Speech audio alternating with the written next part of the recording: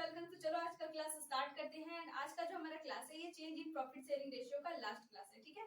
सो बिना time waste किए चलो स्टार्ट।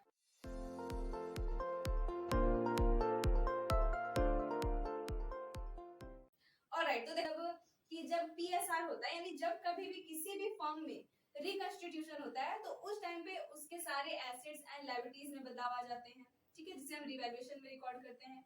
और तो और पार्टनर्स का कैपिटल में भी बदलाव आ जाता है। कैसे? तो रिवैल्यूएशन का प्रॉफिट होता है एंड बहुत सारे ऐसे होते हैं जो पार्टनर्स को प्रॉफिट इंक्रीज और डिक्रीज करने में हेल्प करते हैं, ठीक है। तो पार्टनर्स का कैपिटल में भी बदलाव होता है और जब एसेट्स एंड लायबिलिटीज कैपिटल में बदलाव होता है तो इस तरह से हमारा बैलेंस शीट भी पूरा चेंज हो जाता है, ठीक है। तो बैलेंस शीट का प्रिपरेशन क्यों करते हैं? तो अभी मैंने बोला कि एसेट्स में बदलाव हो गए, हमारे कैपिटल में बदलाव हो गए, तो इन्हीं को रिकॉर्ड करना है हमें, ठीक है। मतलब फिर से रिकॉर्ड किया जाता है, पुराना वैल्यू तो रहेगा नहीं ना, क्योंकि तो सारा चेंज हो चुका है। तो ये जो न्यू चेंज हुआ वैल्यू है इसे रिकॉर्ड करना, ठीक है, इसे फिर से बुक में लिखना, ये जो है वो बैलेंस शीट का प्रिपरेशन कहलाता है। अब बैलेंस शीट का प्रिपरेशन करते समय हमें दो बातों का ध्यान रखना है। पहला कि आपको क्वेश्चन में जब भी बोले कि बैलेंस शीट प्रिपेयर करना है तो सिर्फ बैलेंस शीट आप ऐसे नहीं बना सकते। इसके लिए आपको पहले रिकॉर्ड करना होगा कि एसेट्स और लायबिलिटीज में कितना बदला हुआ है। तो इसके लिए आपको रिवैल्यूएशन अकाउंट बनाना होगा। तो यस, सबसे पहले आप रिवैल्यूएशन अकाउंट बनाओगे। देन रिवैल्यूएशन प्रिपेयर होने के बाद आपको ध्यान देना होता है कि पार्टनर्स के कैपिटल में भी बदलाव हुआ है, क्योंकि रिवैल्यूएशन से प्रॉफिट होता है, लॉस होता है, तो वो सारे पार्टनर्स में ही डिस्ट्रीब्यूट होते हैं। तो पार्टनर्स का कैपिटल में भी बदलाव होता है, तो देन हम पार्टनर्स कैपिटल अकाउंट बनाएंगे। तो देखो, सबसे पहले रिवैल्यूएशन अकाउंट प्रिपेयर करना होगा, then partners capital account prepare करना होगा, तब जाकर के हम न्यू बैलेंस शीट बनाएंगे, ठीक है। और इस न्यू बैलेंस शीट में सारे न्यू एसेट्स एंड लायबिलिटीज का जो न्यू वैल्यू होगा उसे दिखाएंगे, जो पार्टनर्स का न्यू कैपिटल हम रिकॉर्ड करके लाएंगे, कैलकुलेट करके लाएंगे, उसे दिखाएंगे। ओके, आई बात समझ में? तो ये होता है बैलेंस शीट। अब कैसे बनाते हैं इसे हम अभी समझेंगे। अब बनाते रहोगे तो सीख जाओगे, समझ जाओगे, ठीक है। जैसे हमेशा से बैलेंस शीट बनाते आ रहे हैं बस वैसे ही बना रहे हैं, ठीक है, इसमें एक्स्ट्रा कोई रूल नहीं है, ठीक है। तो चलो स्टार्ट करते हैं। इसे समझने के लिए हम क्वेश्चन को सॉल्व करेंगे। इससे हमारा बैलेंस शीट कैसे प्रिपेयर होता है ये तो हमें समझ में आएगा ही, साथ ही साथ हम रिवैल्यूएशन और कैपिटल अकाउंट का रिवीजन भी कर लेंगे। ओके, सो चलो स्टार्ट करते हैं। देखो, क्वेश्चन एनसीईआरटी बुक का ही है, ठीक है, और क्वेश्चन आपको बोर्ड पे दिख रहा होगा। क्वेश्चन है हमारा कि Dinesh, Ramesh and Suresh are partners in a firm sharing profits and losses in the ratio of 3:2। मतलब यहाँ पे तीन पार्टनर्स हैं, दिनेश, रमेश एंड सुरेश, और इनका प्रॉफिट शेयरिंग रेशियो जो है वो 3:2 है। ओके, देन आगे लिखा है they decided to share future profits equally. देखो, इनका ओल्ड रेशियो जो है वो 3:2 है। अब देखो यहाँ पे ओल्ड रेशियो और न्यू रेशियो का काम हमें करना होगा, क्योंकि बहुत सारे वर्किंग नोट्स हमें करने होते हैं, तो वर्किंग नोट्स भी हम करेंगे और partners capital account, revaluation account, everything बहुत अच्छे से समझेंगे, ठीक है। सो क्लास को लास्ट तक देखना तो बहुत ही अच्छे से आपको समझ में आएगा। ओके, सो बिना टाइम वेस्ट किए चलो पढ़ो। तो लिखा है कि their balance sheet as on 31st March 2016 was as follow। उनका बैलेंस शीट यहाँ पे गिवन है। देखो, बैलेंस शीट में एसेट्स हैं, लायबिलिटीज हैं। देखो, लायबिलिटीज में क्या क्या है, हमारे सन्ड्री क्रेडिटर्स हैं, जनरल रिजर्व है, पार्टनर्स लोन है, पार्टनर्स कैपिटल है, ठीक है। देखो, जनरल रिजर्व जो कि हमारा पिछला क्लास था, इसमें हम सभी ने पढ़ा था ना कि इसका अकाउंटिंग हमें कैसे करना है। देन लिखा है कि एसेट्स हैं हमारे, कैश एट बैंक है, बिल रिसीवेबल है, सन्ड्री डेटर्स है, स्टॉक है, फिक्स्ड एसेट्स है, ठीक है। तो इतने सारे हमारे एसेट्स हैं। देन देखो, नीचे कुछ एडजस्टमेंट दिया हुआ है हमारा, तो उसे भी समझेंगे। लिखा है it was also decided that the fixed assets should be valued eight 3,31,000। अब देखो, यहाँ पे फिक्स्ड एसेट्स का वैल्यू पहले कितना था? देखो, बैलेंस शीट में 2,80,000 रुपीज गिवन है, लेकिन यहाँ पे जो है वो आपका न्यू वैल्यू लिखा है 3,31,000 रुपीज। ओके, देन यहाँ पे लिखा है the provision for 5% is to be created on sundry debtors as doubtful debts. मतलब सन्ड्री डेटर्स में यहाँ पे 5% का डाउटफुल डेब्ट्स क्रिएट करना है, ठीक है, प्रोविजन क्रिएट करना है। देन अभी देखो, ये जो गुडविल है यहाँ पे थर्ड नंबर में लिखा है, तो goodwill of the firm at this date be valued at 4.5 years of purchase of average net profit of last 5 year and profit दिया हुआ है, ठीक है। तो देखो, अभी पहले भी मैं आपको बता चुकी हूँ कि गुडविल का कैलकुलेशन कैसे करते हैं, ठीक है। तो पहले का वो हमारा क्लास था कि जिसमें हम सभी ने गुडविल का वैल्यूएशन करके सीखा था, ठीक है। तो आप वो क्लास जाके देख सकते हो। वैसे गुडविल का हमारा मतलब गुडविल जो चैप्टर है अलग से आपके बहुत सारे ऑथर्स के बुक में है, तो गुडविल का जो अलग से चैप्टर उसका हमारा वन शॉट क्लास आएगा और उसमें हमारे गुडविल बहुत अच्छे से हम समझ लेंगे।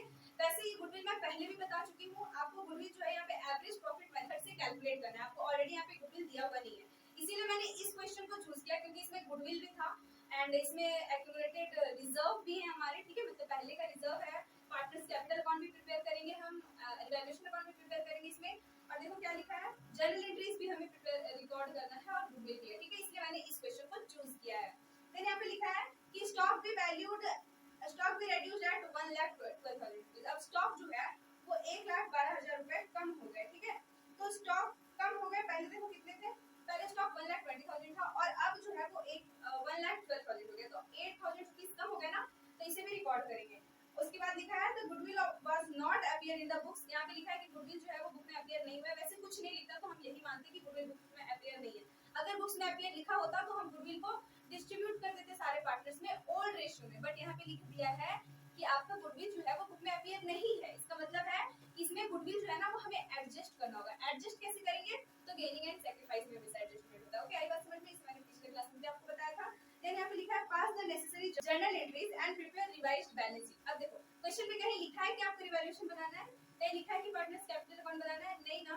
लेकिन क्या हमें नहीं बनाना पड़ेगा, बनाना पड़ेगा, लेकिन क्वेश्चन में नहीं लिखा है ना, इसलिए हम इसे वर्किंग नोट्स में बनाएंगे। आई बात समझ में, हमें क्वेश्चन में बस दो ही चीज पूछा है, पहला तो जनरल एंट्रीज एंड सेकंड कि हमें रिवाइज्ड बैलेंस शीट पूछा है, ठीक है। सो बिना टाइम वेस्ट किए चलो अब क्वेश्चन को स्टार्ट करते हैं। ये था हमारा क्वेश्चन का एक ओवरव्यू। ओके, चलो स्टार्ट करते हैं। सबसे पहले देखो, सबसे पहले हमें जनरल एंट्रीज मतलब सबसे पहले तो वर्किंग नोट करना होगा, उसके बाद हमें जनरल एंट्रीज करने हैं एंड उसके बाद हमें बैलेंस शीट बनाना है। तो सभी के फॉर्मेट्स को मैं यहाँ पे रिकॉर्ड करती हूँ, ठीक है। सो देखो ये हमारा आज का टॉपिक। ओके, सो यहाँ पे हम जनरल एंट्रीज करेंगे, तो जनरल एंट्रीज का जल्दी से फॉर्मेट बना लो।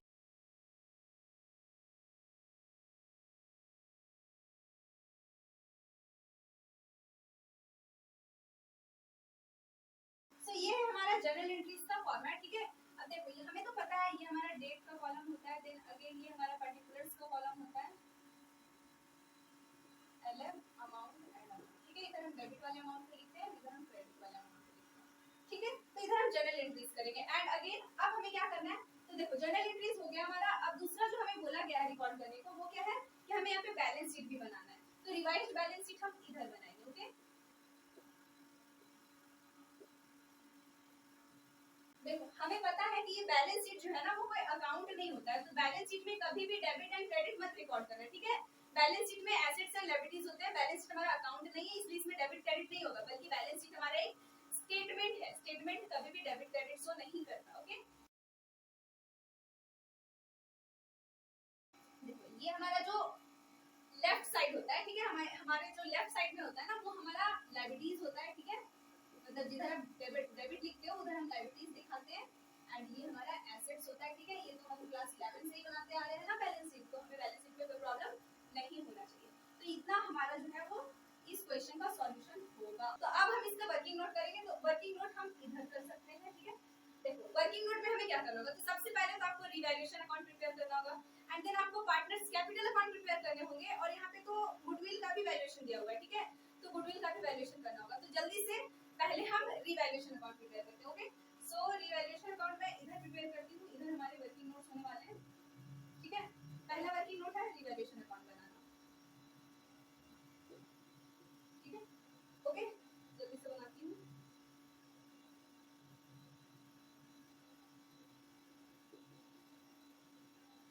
ओके, समझ आना, मैं अभी शॉर्ट में बना रही हूँ, ठीक है। स्पेस भी कम है एंड टाइम भी कम है, इसलिए।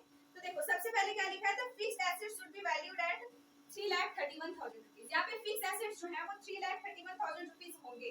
पहले देखो बैलेंस शीट में फिक्स एसेट्स का वैल्यू कितना गिवन है, तो 2,80,000 रुपीज गिवन है ना।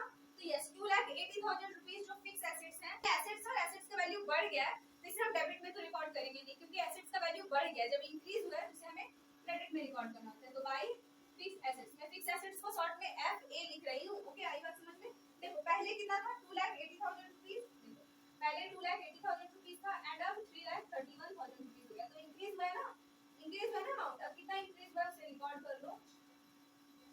तो यहाँ पे हमारा फिक्स एसेट्स में जो है वो 5 मतलब 51,000 रुपीज इंक्रीज आया है, तो 51,000 का इधर रिकॉर्ड करेंगे। ओके, ओके, आई बात समझ में। देन लिखा हुआ है a provision of 5% to be created as doubtful debts. अब देखो पहले यहाँ पे बैलेंस शीट में ऑलरेडी कोई भी डाउटफुल डेब्ट्स या कोई भी बैलेंस बैड डेब्ट्स ये सब कुछ दिया हुआ नहीं है, तो हमें बनाना पड़ेगा। और ये लायबिलिटी होता है, लायबिलिटी इंक्रीज होगा अगर हम कोई प्रोविजन करेंगे तो उसे हम डेबिट में रिकॉर्ड करेंगे। तो हम इधर लिखेंगे प्रोविजन फॉर डाउटफुल डेब्ट्स। मैं डाउटफुल डेब्ट्स को शॉर्ट में डीडी लिख रही हूँ। अब देखो प्रोविजन फॉर डाउटफुल डेब्ट्स जो हमें क्रिएट करना है वो सन्डे डेटर्स पे 5% के रूप में करना है, ठीक है। तो देखो डेटर्स हमारे पहले से कितने हैं, तो ऑलरेडी डेटर्स जो है वो आपको 60 3000 रुपीज दिख रहे होंगे, तो यस डेटर्स हम यहाँ पे लिखेंगे एंड इनका हमें 5% करना है, तो 5% कैलकुलेट कर लो, तो ये हमारा होता है 3000 रुपीज। ओके, तो 3000 रुपीज जो है वो हमें प्रोविजन फॉर डाउटफुल डेब्ट्स करना होगा।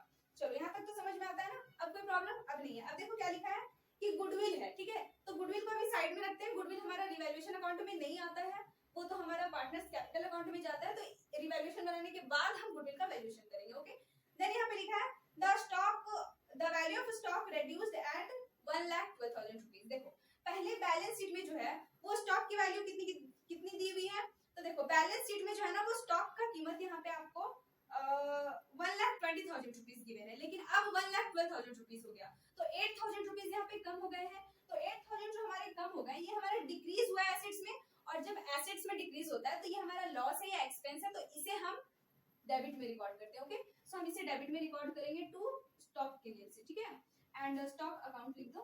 स्टॉक में आपका कितना कमी आया है 8,000 रुपीज का, तो 8,000 आप इधर ऐसे रिकॉर्ड करोगे, ठीक है, आई बात समझ में। अब देखो यहाँ पे ऐसा कुछ भी नहीं है, अब यहाँ पे सब कुछ हमने दिखा दिया, अब हमें बस सॉल्व करना है। ओके, तो चलो सॉल्व करते हैं। देखो हमें देखना होता है कि डेबिट में हमारा अधिक है या क्रेडिट में अधिक है, तो देखो क्रेडिट में ही हमारा अधिक है, क्रेडिट में हमारा 51,000 रुपीज है, एंड इधर भी 51,000 हम लिख देंगे। देखो डेबिट में इफ अगर ऐड करोगे तो 8,000 और 3,000 11,000 रुपीज होते हैं, एंड अगर हम 51,000 में 11,000 माइनस करें तो हमारा 40,000 बचता है ना, तो यस ये जो हमारा 40,000 आया है यही है हमारा रिवैल्यूएशन प्रॉफिट, ठीक है, तो इसे हम बोलेंगे टू प्रॉफिट। ये हमें ट्रांसफर करना होता है, ट्रांसफर टू कौन कौन से पार्टनर है यहाँ पे, दिनेश, रमेश एंड सुरेश, ठीक है, तो यहाँ पे हमें लिखना होगा ट्रांसफर टू डीज कैपिटल, मैं लिख देती हूँ डीज कैपिटल अकाउंट, फिर मैं डी लिख रही हूँ, डी मतलब दिनेश है, उसके बाद रमेश, ठीक है, Ramesh capital and Suresh capital, तो एस कैपिटल, ठीक है। और ये जो रिवैल्यूएशन पे हमें प्रॉफिट होता है, ये लॉस होता है, ये हमेशा ओल्ड रेशियो में बढ़ता है। क्यों ओल्ड रेशियो में, क्योंकि यहाँ पे जितने भी एसेट्स एंड लायबिलिटीज है ये पुराने वैल्यू थे, अब न्यू वैल्यू में जो बदलाव आया ये मतलब पहले का प्रॉफिट या लॉस है, ये पुराना बैलेंस शीट, मतलब यहाँ पे जितने भी एसेट्स एंड लायबिलिटीज को आप रिकॉर्ड कर रहे हो ये पहले वाला कीमत से आप कंपेयर करके किए हो ना, तो ये पहले वाला, इसमें इसे हमेशा ओल्ड रेशियो में बांटा जाता है, एंड ओल्ड रेशियो आपका है 3:3:2, ठीक है, 3:3:2, तो ये 40,000 को 3:3:2 में डिवाइड कर लेना, मतलब ये इस तरीके से 40,000 है तो इसे 3 बाई देखो क्या है 3, 6 और 8, तो इस तरीके से आप कैलकुलेट कर लेना, तो यहाँ पे आपका है 15,000 रुपीज, मतलब कि दिनेश के पास जो है वो 15,000 जाने वाले हैं, रमेश के पास भी 15,000 जाने वाले हैं, एंड यहाँ पे 2 हो जाएंगे, और इनके पास 10,000 जाने वाले हैं। आई बात समझ में, तो इस तरीके से आपको रिकॉर्ड करना होता है। तो ये तो हो गई बात कि हमने रिवैल्यूएशन को कैसे रिकॉर्ड किया, ठीक है, मतलब रिवैल्यूएशन अकाउंट हमारा प्रिपेयर हो गया। अब क्या हमें प्रिपेयर करना है, तो देखो रिवैल्यूएशन प्रिपेयर होने के बाद यहाँ पे हमें पार्टनर्स कैपिटल अकाउंट प्रिपेयर करने हैं, लेकिन पार्टनर्स कैपिटल अकाउंट तो हम प्रिपेयर करेंगे ही, साथ ही साथ यहाँ पे क्या लिखा है कि गुडविल भी दिया हुआ है, ठीक है, और देखो ऑलरेडी जनरल रिजर्व भी दिया हुआ है, तो इसे तो हमें रिकॉर्ड करना होगा क्योंकि यहाँ पे जनरल एंट्रीज करने को बोला गया है। तो देखो यहाँ पे रिवैल्यूएशन जो आपने प्रिपेयर किया, पहले रिवैल्यूएशन तक का जनरल एंट्री हम कर लेते हैं, ठीक है, तो यहाँ पे हमारा रिवैल्यूएशन तक का जनरल एंट्री होता है, पहला एंट्री हम करेंगे, रिवैल्यूएशन को हम डेबिट में करना है, तो रिवैल्यूएशन को पहले डेबिट में कर लो, रिवैल्यूएशन अकाउंट डेबिट हम करेंगे, एंड टू डेबिट में हमने क्या दिखाया provision for doubtful debts and stock, तो उसे उन्हें रिकॉर्ड करो, ठीक है, तो प्रोविजन फॉर डाउटफुल डेब्ट्स कितना है हमारा प्रोविजन फॉर डाउटफुल डेब्ट्स 3,000, तो 3,000 हम क्रेडिट में रिकॉर्ड करेंगे, एंड टू में हम और लिखेंगे क्या स्टॉक, क्योंकि स्टॉक भी हमारा डेबिट में है, तो टू स्टॉक अकाउंट, एंड ये हमारा 8,000 है तो 8,000 रिकॉर्ड करेंगे, एंड ये टोटल 11,000 हमारा डेबिट में होता है, ठीक है। नरेशन आप लिख लेना कि being decrease in stock and increase in liability, okay, liability मतलब provision for doubtful debts, okay, पहला। अब दूसरा क्या है कि रिवैल्यूएशन अब हमें क्रेडिट में दिखाना है, तो क्रेडिट में हमारा क्या है फिक्स्ड एसेट्स है, तो फिक्स्ड एसेट्स को आप डेबिट करोगे, तो यहाँ पे लिखेंगे fixed assets account debit to revaluation account, okay, so यहाँ पे रिवैल्यूएशन अकाउंट हम लिखेंगे, एंड यहाँ पे हमें लिखना है being increase in fixed assets या फिर ओनली एसेट्स लिख देना, ठीक है, एंड यहाँ पे हमारा 51,000 रुपीज होता है, ठीक है, आई बात समझ में। मैं ये अभी जनरल एंट्रीज क्यों कर ले रही हूँ, आप सारा काम करने के बाद भी जनरल एंट्रीज कर सकते हो, लेकिन मैं अभी ही क्यों कर रही हूँ, क्योंकि यहाँ पे स्पेस कम है और यहीं पे हमें पार्टनर्स कैपिटल अकाउंट भी बनाने, तो मैं रिवैल्यूएशन अकाउंट को इरेज कर दूंगी, इसलिए मैं पहले रिवैल्यूएशन से जनरल एंट्रीज कर ले रही हूँ, ओके। देन थर्ड है हमारा कि देखो पहला डेबिट में जितना था दिखा दिया, क्रेडिट में जितने थे दिखा दिए, अब क्या करना है, तो अब जो प्रॉफिट आया उन्हें रिकॉर्ड करना होगा, ओके। कैसे लिखेंगे, तो देखो रिवैल्यूएशन रिवैल्यूएशन मतलब ये प्रॉफिट किधर है, डेबिट में है, तो प्रॉफिट डेबिट में है, तो डेबिट में तो हम दिखाएंगे नहीं, डेबिट में हमारा रिवैल्यूएशन जाएगा, तो रिवैल्यूएशन अकाउंट हम लिखेंगे डेबिट, ओके। एंड क्या क्रेडिट में क्या टू, क्या हम प्रॉफिट लिखेंगे, नहीं, तो सारे पार्टनर्स को ट्रांसफर किए ना, तो सारे पार्टनर्स का नेम लिखेंगे, तो कौन है ये, डी, दिनेश है, दिनेश।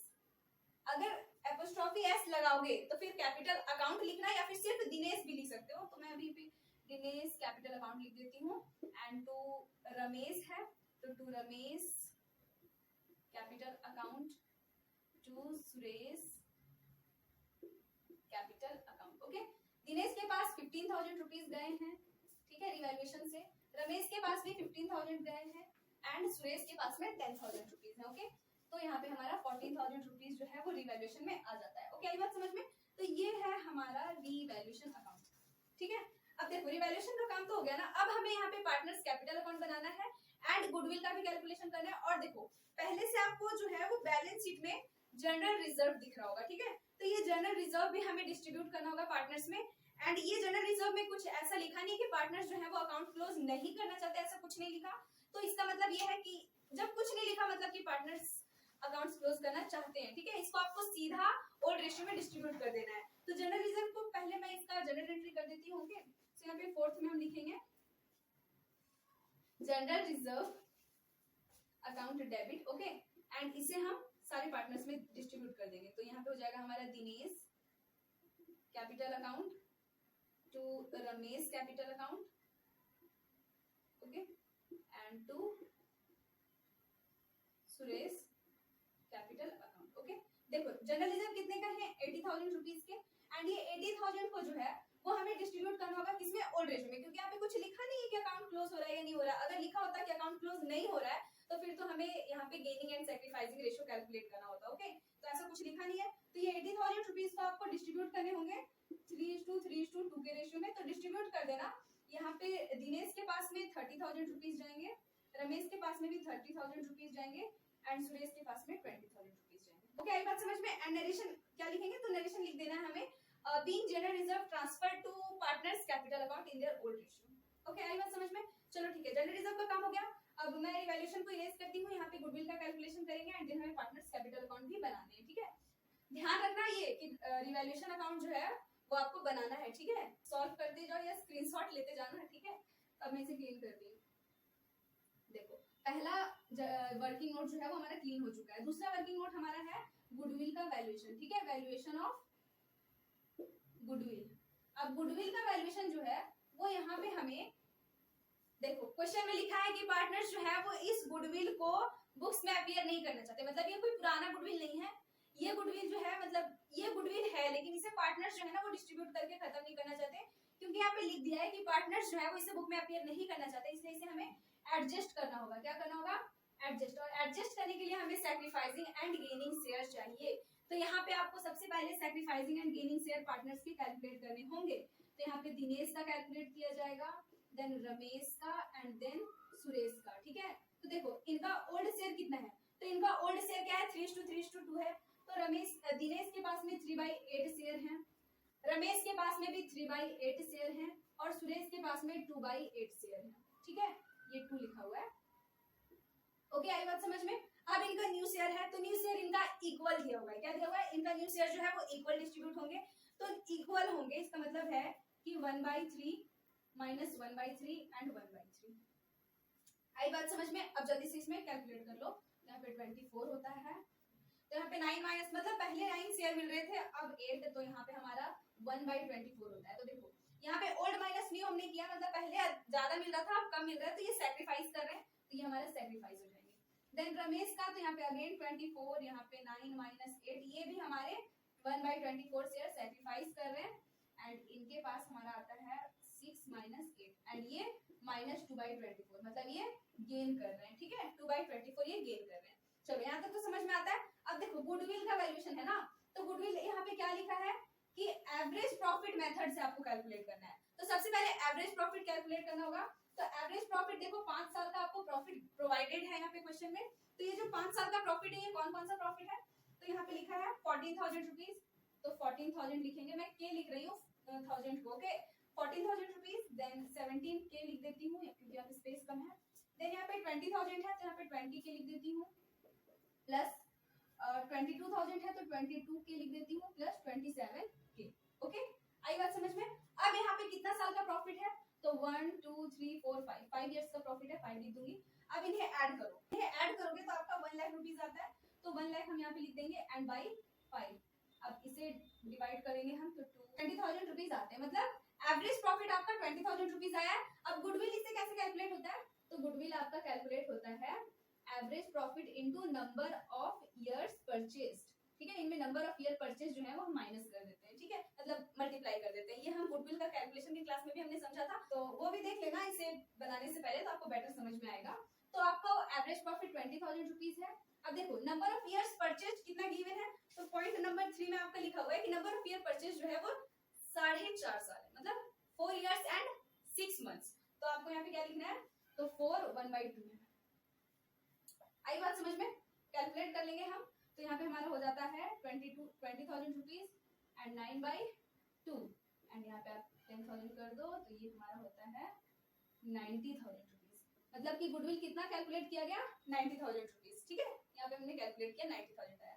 अब ये 90,000 को जो है ना वो दिनेश, रमेश और सुरेश जो है वो डिस्ट्रीब्यूट करेंगे सैक्रिफाइसिंग एंड गेनिंग में। ठीक है, तो दिनेश के पास कितना जाने वाला है, तो दिनेश के पास जाने वाला, ये हमारा थर्ड नंबर है, मतलब सॉरी ये हमारा थर्ड नंबर जो हमारा वर्किंग नोट है, ये गुडविल का कैलकुलेशन है। ठीक है, सेकंड और थर्ड। अब फोर्थ में जो है वो गुडविल को डिस्ट्रीब्यूट करना है। ठीक है, एडजस्टमेंट ऑफ गुडविल। दिनेश के पास कितना जाएगा, रमेश के पास कितना जाएगा एंड सुरेश के पास कितना जाएगा। ओके, अब यहाँ पे 90,000 रुपीज है, 90,000 हम लिख देंगे एंड अगेन यहाँ पे 90,000 इंटू 1/24 के पास जो है वो 3,750 रुपए जाने वाले हैं एंड अगेन 90,000 का 1/24 करोगे तो इनके पास भी 3,750 जाने वाले हैं एंड ये दोनों जो है वो इन्हें ऐड कर दोगे तो सैक्रिफाइस इक्वल टू गेन तो होता है, 2/24 करोगे इनके पास 7,500 जाने वाले हैं। तो ये तो गेन कर रहे हैं, बाकी सैक्रिफाइस कर रहे हैं। तो एंट्री क्या होता है हमारा, gaining partners capital account debit to sacrificing partner. तो गेन कौन कर रहा है, सुरेश, तो सुरेश का कैपिटल अकाउंट को हम डेबिट करेंगे, तो यहाँ पे हम लिखेंगे Suresh capital account debit to, देखो सैक्रिफाइस कौन कर रहे हैं, तो दिनेश भी सैक्रिफाइस कर रहा है और रमेश भी सैक्रिफाइस कर रहा है, तो यहाँ पे हमें लिखना होगा to Dinesh capital account and to Ramesh capital account. ठीक है, कैपिटल लिखना मैं कैप लिख रही हूँ शॉर्ट में एंड यहाँ पे नरेशन हम क्या लिखेंगे, तो नरेशन हमारा हो जाएगा being goodwill adjusted in gaining and sacrificing partners. ठीक है, या फिर लिख सकते हो being goodwill adjusted among gaining and sacrificing partners. ठीक है, और क्लोज कर देंगे हम इसे, फिर ऐसे सेपरेट कर देंगे। देखो मैंने बोला था आपको पहले भी कि हमारा जो गेनिंग और सैक्रिफाइसिंग होगा वो सेम होगा, तो गेनिंग एंड सैक्रिफाइसिंग मतलब सैक्रिफाइस इक्वल टू गेन हमारा हमेशा डेबिट क्रेडिट इक्वल आएगा।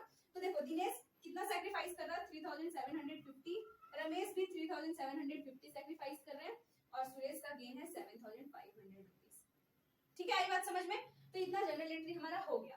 अब हमें क्या करना है, तो अब सीधा बैलेंस शीट बनाएंगे, लेकिन बैलेंस शीट बनाने से पहले पार्टनर्स कैपिटल अकाउंट बनाना होता है। तो चलो पार्टनर्स कैपिटल अकाउंट बनाते हैं बिना टाइम वेस्ट किए। तो क्या मैं इसे इरेज कर दूं, ये देखो हमारा 4 एडजस्टमेंट अभी हुआ है, अभी एक और वर्किंग नोट हमें करना होगा। ठीक है, सो यहाँ तक क्लियर हो चुका है। अब देखो, अब जनरल एंट्री करने जैसा हमारे पास ऐसा कुछ भी नहीं है कि जनरल एंट्री में अब हमें रिकॉर्ड करना है, रिवैल्यूएशन का भी सब कुछ रिकॉर्ड हो गया और अब बस पार्टनर्स कैपिटल अकाउंट हमें बनाने हैं। ठीक है, तो चलो बनाते हैं हम पार्टनर्स कैपिटल अकाउंट। तो ये हमारा 5 नंबर होगा वर्किंग।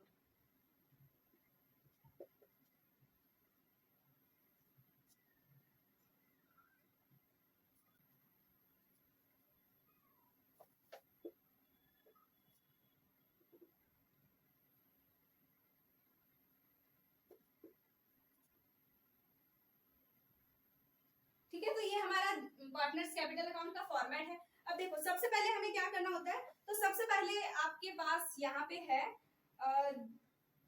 पार्टनर्स का कैपिटल जो ऑलरेडी गिवन है, सबसे पहले तो उसे दिखाते हैं हम। तो यहाँ पे बाय बैलेंस बीडी करके दिखाएंगे एंड यहाँ पे हमारा बीडी बैलेंस क्यों, क्योंकि ये ओपनिंग बैलेंस है इन द कैपिटल का। ठीक है, इसीलिए बिगनिंग डेट का बैलेंस है, ब्रॉट डाउन बैलेंस। सो यहाँ पे है 1 लाख रुपीज, तो 1 लाख लिखेंगे। देन 80,000 रुपीज रमेश का एंड सुरेश का 70,000 रुपीज। ठीक है, अब क्या करना है हमें, तो अब इतना काम हो गया, जो क्वेश्चन से लाना था वो हमने लिख दिया। अब यहाँ पे क्या करना है, तो अब जितनी भी चीजें पार्टनर्स के कैपिटल को अफेक्ट किए हैं अब उन्हें हमें यहाँ पे रिकॉर्ड करना होगा। जैसे कि रीवैल्यूएशन में प्रॉफिट हुआ तो उन प्रॉफिट को हम यहाँ पे रिकॉर्ड करेंगे। देखो रीवैल्यूएशन में जो प्रॉफिट हुआ था उसे हम कहाँ ट्रांसफर कर रहे थे, पार्टनर्स के कैपिटल में, यानी पार्टनर्स को दे रहे थे तो पार्टनर्स को देंगे। ये प्रॉफिट है पार्टनर के लिए तो इसे पार्टनर्स जो है वो अपना क्रेडिट में रिकॉर्ड करेंगे। ठीक है, सो यहाँ पे डायरेक्ट हमारा रीवैल्यूएशन अकाउंट से ट्रांसफर होता है। ठीक है, तो यहाँ पे हम लिखेंगे बाय रीवैल्यूएशन अकाउंट।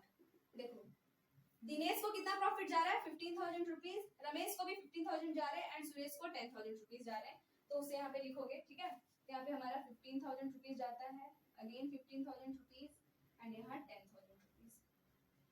और कुछ आने हैं तो यस, देखो जनरल एंट्रीज में है हमारे जनरल रिजर्व, तो जनरल रिजर्व का भी डिस्ट्रीब्यूशन हमने कर लिया, रिकॉर्ड करो जल्दी से।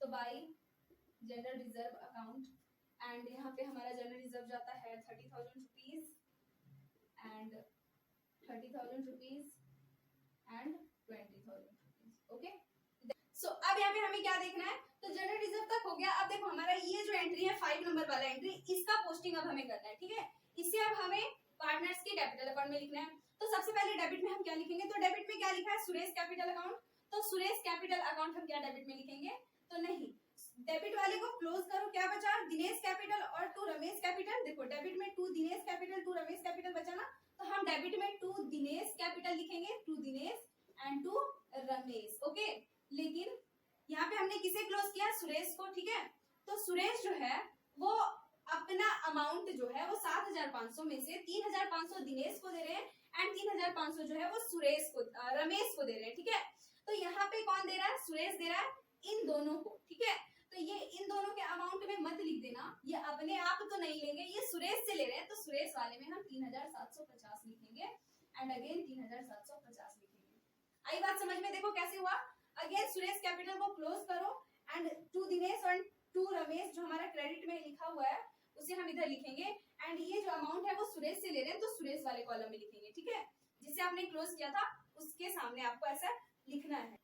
ओके, आई बात समझ में? अब देखो, अब यहाँ पे क्रेडिट में क्या करेंगे, देखो डेबिट में तो पोस्टिंग हो गया, अब क्रेडिट में भी तो है, तो क्रेडिट में दिनेश और रमेश लिखा है, तो क्या हम इधर दिनेश और रमेश लिखेंगे, नहीं, जो लिखा है वो नहीं, क्या लिखेंगे हम बाय सुरेश कैपिटल। ठीक है, और सुरेश जो है मतलब दिनेश और रमेश जो है वो सुरेश से ले रहे हैं 3,750 एंड 3,750। ठीक है, तो हम यहाँ पे लिखेंगे बाय सुरेश कैपिटल। सुरेश की कैपिटल से दिनेश ले रहे हैं और रमेश ले रहे हैं, कितना ले रहे हैं 3,750 रुपए एंड 3,750 रुपए। सुरेश तो दे रहा है इसलिए तो इसने क्रेडिट डेबिट किया है। ठीक है, आई बात समझ में? तो इस तरीके से आपको एंट्री करना होता है, मतलब इस तरीके से आपको पार्टनर्स कैपिटल अकाउंट बनाने होते हैं। अब जल्दी से इनका मतलब अकाउंटिंग कर लो। ठीक है, तो डेबिट में इफ अगर आप ऐड करोगे तो डेबिट में अगर आप ऐड करोगे तो 1,48,750 रुपीज आएंगे एंड इधर भी ऐड करोगे तो हमारा 057 हमारा 1,28,000 रुपीज 1,28,750 ऐड करोगे तो ये हमारा 1 लाख होता है। क्या बात समझ में? अब इसमें जो है वो हमें इधर डेबिट वाला जो है वो ऐड करके लेस करना होता है, तो डेबिट में तो हमारा इसमें कुछ नहीं है, तो 1,48,750 एंड इधर 1,28,750 एंड इधर 1 लाख। ठीक है, अब देखो इधर में हमारा जो है वो 1,48,750 ही आएगा, इधर हमारा 1,28,750 आएगा एंड इधर हम रिकॉर्ड करेंगे। तो देखो 1 लाख में हमें इन दोनों को ऐड करके लेस करना है, तो इन दोनों को ऐड करोगे 7,500 होंगे एंड 7,500 अगर 1 लाख में हम माइनस करें तो ये हमारा 92,500 होता है। ओके, एंड ये जो है वो हमारा बैलेंस सीडी है, क्या ये कैरेट डाउन होते रहेगा, ये हमारा नेक्स्ट ईयर फॉरवर्ड हो जाएगा बैलेंस शीट में। आई बात समझ में? तो इस तरीके से आपको पार्टनर्स कैपिटल अकाउंट बनाना होता है। अब पार्टनर्स का न्यू कैपिटल मिल गया, सारे एसेट्स एंड लायबिलिटीज का रिवाइज्ड वैल्यू मिल गया, अब आपको बनाना है बैलेंस शीट। ठीक है, तो देखो सबसे पहले ओल्ड बैलेंस शीट में आपको क्या गिवन है, तो ओल्ड बैलेंस शीट में सन्ड्री क्रेडिटर्स गिवन है, इसमें कोई चेंजेस नहीं हुआ है, तो जो था उन्हें हमें रिकॉर्ड करना है, तो सन्ड्री क्रेडिटर्स लिख दो। देखो क्रेडिटर्स पहले से कितने थे 1,50,000 रुपीज एंड इसमें कोई चेंज नहीं हुआ, तो 1,50,000 रुपीज ही रहेंगे एंड 1,50,000 हम इधर रिकॉर्ड कर देंगे। देन यहाँ पे जनरल रिजर्व, तो क्या हम यहाँ पे फिर से जनरल रिजर्व दिखाएंगे, नहीं, क्योंकि जनरल रिजर्व को अब हम डिस्ट्रीब्यूट कर चुके हैं एंड अब इसका जो भी प्रॉफिट हुआ होगा या जो भी पार्टनर्स के ओल्ड रेशियो में हमने इसे बांट दिया, अब ये पार्टनर्स के कैपिटल अकाउंट में मिल चुका है जो न्यू कैपिटल है, तो न्यू कैपिटल यहाँ दिखाएंगे ना, जनरल रिजर्व नहीं दिखाएंगे क्योंकि अब उसे बांट के खत्म कर चुके हैं। ठीक है, तो यहाँ पे हम लिखेंगे पार्टनर्स लोन, तो यहाँ पे पार्टनर्स का लोन, क्योंकि पार्टनर्स का लोन का भी यहाँ पे हमने कुछ नहीं किया, तो ये पहले की तरह आप फिर से इस साल भी बैलेंस शीट में आ जाएंगे। एंड दिनेश का यहाँ पे लोन गिवन है 40,000 रुपीज, तो 40,000 लिखेंगे एंड अगेन यहाँ पे रमेश है, तो रमेश का लोन जो है वो यहाँ पे हमारा 30,000 रुपीज है, तो 30,000 लिखेंगे एंड ये हमारा 70,000 बाहर हो जाता है। ओके, आई बात समझ में। देन यहाँ पे लिखा है पार्टनर्स कैपिटल, तो यस अब हमें यहाँ पे पार्टनर्स का कैपिटल को दिखाना होगा। To partners capital, Dinesh, Ramesh and Suresh. देखो दिनेश का 1,48,750 है, रमेश का 1,28,750 है एंड सुरेश का 92,500 है, तो 92,500। अब इन्हें ऐड करके जो है वो आपको बाहर करना है, तो ऐड करके बाहर करो 0 5 5 10 का 0 बाकी 5। तो यहाँ पे ऐड करके आप बाहर करोगे तो 3,70,000 रुपीज होगा, तो 3,70,000 रुपीज हम दिखा देंगे। अब देखो लायबिलिटी साइड जितने भी चीज थे हमने दिखा दिया। अब देखो एसेट साइड, तो कैश एट बैंक है सबसे पहले, तो क्या आपने कैश एट बैंक का कोई काम किया? नहीं किया ना, तो उसे जो था वही रिकॉर्ड करोगे, तो कैश एट बैंक हम लिखेंगे एंड यहाँ पे हमारा अमाउंट है 40,000 रुपीज, तो 40,000 दिखा देंगे। देन हमारा लिखा है बिल्स रिसीवेबल, तो बिल रिसीवेबल में भी कोई बदलाव नहीं हुआ है, तो बिल्स रिसीवेबल हम यहाँ पे दिखाएंगे। बिल रिसीवेबल जो है वो 50,000 रुपीज का है, तो 50,000 रुपीज हम यहाँ रिकॉर्ड करेंगे। देन यहाँ पे सन्ड्री डेटर्स है, तो देखो डेटर्स में बदलाव हुआ है। डेटर्स में क्या बदलाव हुआ है कि हमारा यहाँ पे डेटर पे जो है वो 5% का जो है वो प्रोविजन फॉर डाउटफुल डेब्ट्स हमने रिकॉर्ड किया, तो 60,000 रुपीज तो हम यहाँ पे दिखाएंगे ही एंड यहाँ पे हमें माइनस करना होगा प्रोविजन फॉर डाउटफुल डेब्ट्स। ठीक है, प्रोविजन फॉर डाउटफुल डेब्ट्स पूरा लिखना एंड ये 60,000 रुपीज है। डाउटफुल डेब्ट्स आपने क्रिएट किया था कितने का? 3,000 रुपीज का, तो 3,000 हम यहाँ पे लेस कर देंगे एंड यहाँ पे हमारा होता है 57,000 रुपीज। ठीक है, देखो अब हमारे यहाँ पे स्टॉक है। ठीक है, तो स्टॉक लिखेंगे, तो अब स्टॉक में हम क्या लिखेंगे? तो देखो पहले स्टॉक का वैल्यू जो है वो 1,20,000 रुपीज था, लेकिन अब स्टॉक का वैल्यू जो है वो 1,12,000 रुपीज हो गया है, तो यहाँ पे हम न्यू वैल्यू रिकॉर्ड करते हैं 1,12,000 रुपीज। आई बात समझ में? हमेशा न्यू वैल्यू रिकॉर्ड करना न्यू बैलेंस शीट में। अब यहाँ पे है ये हमारा फिक्स्ड एसेट्स, तो फिक्स्ड एसेट्स को रिकॉर्ड करेंगे। फिक्स्ड एसेट्स का वैल्यू भी हमारे यहाँ पे बढ़ चुका है, अब 3,31,000 रुपीज हो गए, तो 3,31,000 रुपीज रिकॉर्ड करोगे। अब देखो ऐड करके assets and liabilities side, both sides पे अगर आपके इक्वल आ गए इसका मतलब कि हमारा जो रिवाइज्ड बैलेंस शीट है एकदम करेक्ट बना है। ठीक है, तो जल्दी से ऐड करते हैं। जल्दी से ऐड कर लो। देखो हमारा डेबिट और क्रेडिट, मतलब सॉरी डेबिट क्रेडिट तो ये होगा नहीं, हमारा लायबिलिटीज और एसेट्स जो है वो बोथ साइड पे ऐड करने पे हमारे 5,90,000 रुपीज आ चुके हैं, इसलिए ये जो है वो हमारा करेक्ट है। ओके, सो आई होप कि आपको ये चीज समझ में आ गई। तो इस तरीके से हमें बैलेंस शीट बनाना होता है। सिर्फ एक बैलेंस शीट बनाने के लिए हमें कितनी चीजें बनानी पड़ी? रिवैल्यूएशन अकाउंट बनाना पड़ा एंड पार्टनर्स कैपिटल अकाउंट बनाने पड़े, हमें गुडविल का वैल्यूएशन करना पड़ा, सैक्रिफाइसिंग एंड गेनिंग शेयर निकालना पड़ा, तब जाकर के हमारा ये बैलेंस शीट प्रिपेयर होता है। ठीक है, और ये जनरल एंट्रीज तो हमें करने ही थे। ठीक है, सो इफ अगर आप इनका स्क्रीनशॉट लेना चाहते हो तो ले सकते हो। इसी तरह से आपको सारे क्वेश्चन को सॉल्व करने हैं। सॉरी क्लास बहुत अधिक लंबा हो गया, बट इफ अगर आप यहाँ तक आए हो, क्लास को देखे हो, it means you have patience and you are really a good student. Okay, so thank you for watching and stay happy, stay healthy. Bye bye, have a good day.